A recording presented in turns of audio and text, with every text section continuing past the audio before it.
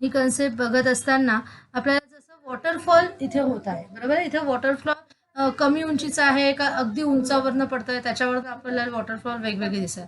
तसंच एखादं हे का हॉट आहे, एखादं टेम्परेचर कोल्ड आहे आणि हॉट आहे, इथे काय टेम्परेचर डिफरन्स आलेला आहे. मग तसंच इथे पोटेन्शियल डिफरन्स कन्सेप्ट असं बघा.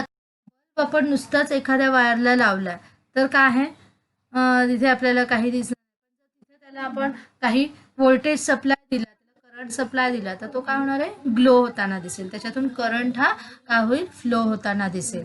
जर करंट बंद केली असेल तर तिथे करंट फ्लो होईल का, नाही. म्हणजे जिथे करंट नाहीये तिथे करंट फ्लो करायला हवा, म्हणजे हाय व्होल्टेजपासून लो व्होल्टेजकडे आपल्याला काय आहे, किंवा हाय चार्जेस पॉझिटिव्हकडून निगेटिव्ह चार्जेस काय होते तिथे आपल्याला फ्लो होताना दिसून येतं. दिस इज द पॉझिटिव्ह, ह्या एरोने आपण त्याचा फ्लो दाखवू शकतो. ओके. त्याचप्रमाणे the unit of the potential difference is the SI unit. जर पोटेन्शियल डिफरन्सचं जर आपण युनिट बघायला गेलो SI युनिटमधलं, तर ते किती आहे, व्होल्ट. का बरं, व्होल्टा. थॉमस व्होल्टा या सायंटिस्टने ही पोटेन्शियल डिफरन्स सगळ्यांच्या समोर आणली. त्याच्यामुळे त्याच्याच ऑनरमध्ये व्होल्टा म्हणजे व्होल्ट हे युनिट त्यांनी काय आहे, पोटेन्शियल डिफरन्सला दिलेलं आहे. Therefore SI unit of the potential difference is nothing but the volt. And volt हा काय एका सायंटिस्टचं नाव आहे, एवढंच लक्षात. व्होल्टा असं नाव होतं, ते व्होल्ट आता झालेलं आहे. ओके. व्हीने आपण ते लिहू शकतो. जसं मीटरचं M लिहितो तसं व्होल्टचं V आपण तिथे लिहू शकतो. आता बघा, think about it. How can we measure the water flow emerging from a pipe. जर वॉटर फ्लो जो आहे इमर्जिंग फ्रॉम द पाईप, ते आपण कसं इमॅजिन करू शकतो. इमॅजिन करायचं आहे, आपल्याला मेजर करायचं आहे, मेजर करायचं आहे, आपल्याला मोजायचं आहे किती वॉटर फ्लो होतोय त्या पाईपमधून. तर त्याच्यासाठी आपल्याला काहीतरी युनिट लागेल. We can find it from the amount of water litres coming out in the specific time period. म्हणजे एखाद्या पाईपमधून किती पाणी आलेलं आहे हे जर आपल्याला पाहायचं असेल तर ते आपल्याला काय एखाद्या भांड्यात साठवून घ्यावं लागेल.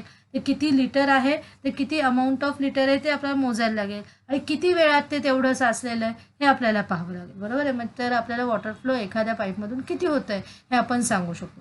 तसंच बाबतीत जर आपल्याला एखाद्या वायरमधून किती करंट फ्लो होतोय हे आपल्याला पाहायचं असेल, इलेक्ट्रिक करंट मेजर. मग इलेक्ट्रिक करंट मेजरमध्ये amount of charge unit time असं आपण म्हणणार. बरोबर. Electric charge is measured by the amount of charges flowing in a wire for the specific period of time. And charges आहेत ते काय होतात, फ्लो मध्ये आधी काय आहे, ते स्टेबल फॉर्म मध्ये असतात. त्यांना जर इलेक्ट्रिक सप्लाय दिला की ते or we can say the electric charge flowing through a wire in 1 second can be called as the unit charge. जेव्हा एका सेकंदला इलेक्ट्रिक चार्ज फ्लो होतो एखाद्या वायर मधून, युनिट चार्ज असं म्हणतात. therefore we can say the unit of the electric charge is nothing but the coulomb or second or the ampere. बघा, coulomb हा काय आहे, इलेक्ट्रिक चार्जचं युनिट आहे, आणि एम्पियर हे काय आहे, करंटचं काय आहे, युनिट आहे, SI युनिट आहे. बरोबर आहे. कुलम का बरं, इथं पण कुलम हा सायंटिस्ट होता की ज्याने चार्ज ही कन्सेप्ट सगळ्यांसमोर आली. तसंच एम्पियर सुद्धा एक सायंटिस्ट आहे. दॅट इज त्यांनी काय केलेलं आहे, इलेक्ट्रिक करंट ही कन्सेप्ट सगळ्यांसमोर. त्याच्यामुळे त्यांच्याच नावाचं इथे युनिट दिलेलं आहे, आणि सेकंदमध्ये आपण टाईम. मग कुलम, एम्पियर काय म्हटलंय, amount of charge flowing through a conductor in specific unit of time. बरोबर आहे. मग चार्ज, अमाऊंट ऑफ चार्ज, मग अमाऊंट ऑफ चार्ज म्हणजेच काय, तो चार्ज कशामध्ये, कुलममध्ये मेजर केला जातो, आणि स्पेसिफिक टाईममध्ये म्हणजेच काय, सेकंदमध्ये. Coulomb per second that is nothing but the electric current, और we can say the SI unit is the ampere. असं आपण इथे लिहू शकतो. Ampere is equal to 1A, that is एम्पियरला A short form, is equal to 1 coulomb upon 1 second, और we can say 1 C per second. Okay. C means coulomb. Is a scalar quantity. आता scalar आणि vector अशा दोन टाईपच्या quantity असतात. Scalar म्हणजेच काय, सदिश राशी. And vector scalar means the अदिश, आणि वेक्टर्स मीन्स द सदिश राशी. आता सदिश आणि अदिश ह्याला हे मराठी शब्द आहे. स्केलर म्हणजे काय, अदिश. दिश बघा म्हणजे दिशा, ज्याला डायरेक्शनचं काही काय महत्त्व नाही आहे. डायरेक्ट कुठल्याही डायरेक्शनला तो फ्लो करू शकतो. जसं तुम्ही सर्किट लावाल त्याच्यामध्ये मग डायरेक्शन, मग पॉझिटिव्ह टू निगेटिव्ह टर्मिनल हे तिथे काय आहे तो डायरेक्शन, पण तुम्ही कुठे लावणार that is the not the तिथे त्याचं काही तिथे ती क्वांटिटी त्याला महत्त्व डिपेंडंट नाही आहे. Electric current is a scalar quantity आहे, अदिश आहे, दिशेचं त्याला काही बंधन नसणार आहे. आता आपण पुढची कन्सेप्ट बघूया, that is the electric cell. Okay, electric cell म्हणजे बघा आता काय आहे, a source is required to produce a uniform flow of charge in a circuit and such a general device is called as a electric cell. बरोबर आहे, कुठल्याही सर्किटमध्ये तुम्ही आता सगळ्या वायर्स वगैरे सगळं लावलेलं, वायर्सला काय कंपोनंट्स लावले, पण जर तुमचा इलेक्ट्रिक सेलच तिथे तुम्ही लावला नाही तर तिथे ते रनआउट होईल का, तर नाही. त्याला जेव्हापर्यंत तुम्ही सेल एखाद्या जसं रिमोटमध्ये सेल नसेल तर ते रिमोट काम करेल का, चेंज करेल का आपले चॅनल वगैरे, नाही. एखादी टॉय कार आहे जी सेलची आहे कार, आणि सगळी ती टॉय कार तुम्ही नवीन तर आणलेली आहे, तुम्ही त्याचं बटन ऑन केलं पण ती ऑन नाही होणार का, बरं, सेल त्याच्यामध्ये नाही. जोपर्यंत सेल हा त्याच्यामध्ये नाही, तो सेल काय करणार आहे, त्याच्यातलं युनिट त्या सर्किटमध्ये असलेला जो चार्ज आहे तो फ्लो करण्यासाठी मदत करणार आहे.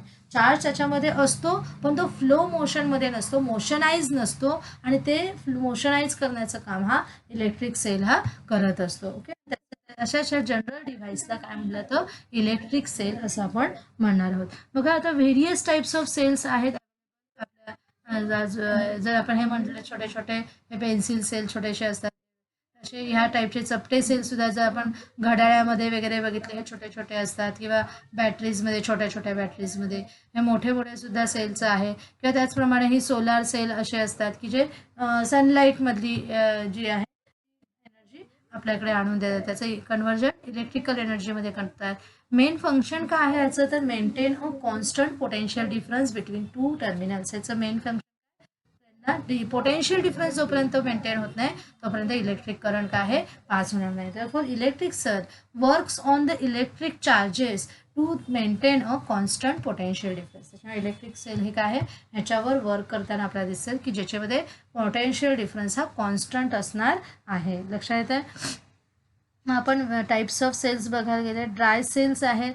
लक्षात आहे, ड्राय सेल ही कन्सेप्ट आता आधी आपण पाहणार आहोत.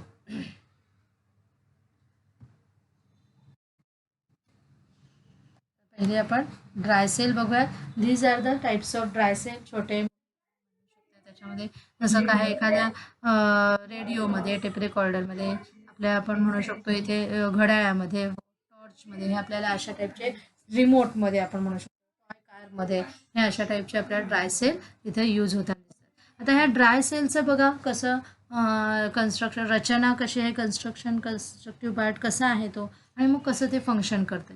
जर आपण तो आतल्या बाजूनी, आता घरात सुद्धा काही काही वेळेस ड्राय सेल हे होतात, बंद पडतात, म्हणजे संपलेले असतात. तेव्हा तुम्ही पण जर तुमच्या टीचरच्या म्हणजे आमच्याच मदतीने किंवा तुमच्या मोठ्या घरात कोणताही दादा असतील तर त्यांनी जर केलेलं असेल तर त्यावेळेस थोडंसं तो ड्राय सेल ओपन करून बघू शकता. पण थोडंसं हे काही वेळेस डेंजर असू शकतं, त्यामुळे रिस्क असेल आणि शक्यतो करायचं नाही आहे. जर कोणी मोठं जाणकार त्याच्यातलं असेल तर त्याच्या मदतीने तुम्ही आतला भाग ओपन करून बघू शकता. ओके, मग हे ड्राय सेल आहे त्याच्या आतलं फंक्शनिंग आपण बघतोय.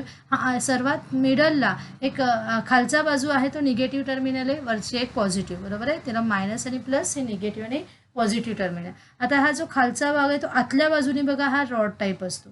ह्याला काय म्हटलं जातं तर मॅग्नीज डायऑक्साईडने त्याचा हा एक कार्बन इलेक्ट्रोड आहे. हा कोणता आहे, एक कार्बन इलेक्ट्रोड आहे, रॉड आहे तो, आणि त्या रॉडच्या वरती एक लेअर असतो मॅग्नीज डायऑक्साईडचा. त्या मॅग्नीज डायऑक्साईडचा हा कम्प्लीट जो असतो त्याचा लेअर, त्याच्यानंतरचा बाहेरचा लेअर आपल्याला बघायला मिळेल डिव्हायझर आहे, डिव्हाइड करणारा डिव्हायझर आहे. त्याच्या पुढे हा जो ब्राउनिश आपल्याला एक लेअर दिसतोय that is nothing but the electrolyte. Electrolyte आहेत की जे चार्ज काय आहेत पुढे पुढे पळवायचं काम करतात. त्याच्यावरती एक आहे झिंक कव्हर की जे त्यांच्यामधले, झिंक हा सुद्धा एक मेटल आहे की जो इलेक्ट्रिसिटी फॉर्म करतोय. मग त्याच्यातले मेटल इलेक्ट्रॉन्स काय आहे त्या इलेक्ट्रोलाइटवर पास होणार आहे. आणि कार्बन ह्यांच्या दोघांमध्ये पॉझिटिव्ह निगेटिव्ह हे आपल्याला दिसतात, कॅथोड आणि एनोड. आणि तसंच इथे त्याच्यावरती एक आहे कवर जे आपल्याला बाहेरून असतं, that is the protective cover, जे आपल्याला काय प्रोटेक्ट करतं आतल्या कुठल्याही करंट आपल्याला डायरेक्टली बसू नये ह्याच्यासाठी. अशा प्रकारे जर बघायला गेलो तर बघा पहिले काय, this is the zinc metal layer, this is the negative terminal of the cell. Now the carefully break open this layer. Then there is another layer inside and electrolyte, बरोबर. झिंक कवर, आधी आपण हे protective cover काढल्यावर पहिले तुम्हाला कोणतं दिसेल, zinc cover दिसेल. ओके, झिंक कवर तुम्ही हळूच बाजूला केलं की तिथे इलेक्ट्रोलाइट आहे. Is the filled with between these two layers. The electrolyte contains the negatively charge and positively charge. ह्या जे इलेक्ट्रोलाइटमध्ये दोन्ही पण negatively and positively charge ions असतात. These are the carriers of. बघा ह्या इलेक्ट्रोलाइट लेअरमधले जे पॉझिटिव्ह आणि निगेटिव्ह चार्ज आयन्स आहेत काय करतात, ते कॅरियर आहेत, इलेक्ट्रिसिटी कॅरी करणारे. The electrolyte is wet pulp of the zinc chloride. Wet pulp आहे तो झिंक क्लोराईडचा, म्हणजे झिंक आणि क्लोरीनचा वेट पल्प आहे. And the ammonium chloride. There is a graphite rod at the centre of the cell. हा मधला ग्रॅफाईट रॉड असो किंवा कार्बन रॉडसुद्धा त्याला म्हटलं तर ग्रॅफाईट रॉड किंवा कार्बन रॉड काही लिहू शकताय तुम्ही. Is at the centre of the cell. This is the positive terminal of the cell. आणि त्याला काय म्हटलं जातं, positive terminal of the cell हे म्हटलं जातं. And therefore the paste of the manganese dioxide. त्याच्यावरती काय आहे, एक पेस्ट लावलेली असते मॅग्नीज डायऑक्साईडची. ओके, MnO2ची. And is filled outside the rod. Because of the chemical reaction of all these chemicals, electrical charge is produced on the two terminals. Okay, graphite layer rod आणि zinc लेअरच्या मध्ये एक काय होते, इलेक्ट्रिसिटी प्रोड्यूस होते, electrical charge produce होतं. And the electric current flows in the circuit. आणि त्याच्यामुळे तिथे इलेक्ट्रिक करंट हा इलेक्ट्रिसिटी फ्लो होताना आपल्याला दिसून येते. Due to the wet pulp use in this cell. हा जो वेट पल्प मधल्या बाजूला यूज केला, तो जो वेट पल्प कशाने तयार झालेला आहे, तर आपल्या झिंक क्लोराईड आणि काय आहे अमोनियम क्लोराईडने तयार झालेला असतो ह्या इलेक्ट्रोलाइटच्या इथे. तो वेट पल्पमुळे काय होतं, the chemical reaction proceeds very slowly. त्याच्यामुळे त्यामध्ये होणारी जी रिएक्शन आहे ती अगदी हळूवारपणे होत असते, slowly. Hence a large electric current can not be obtain from this. पण म्हणून ह्या टाईपच्या सेलमध्ये काय आहे, लार्ज करंट आपण प्रोड्यूस करू शकत नाही. Compared to the electric cell using the liquids, the shelf life of the dry cell is longer.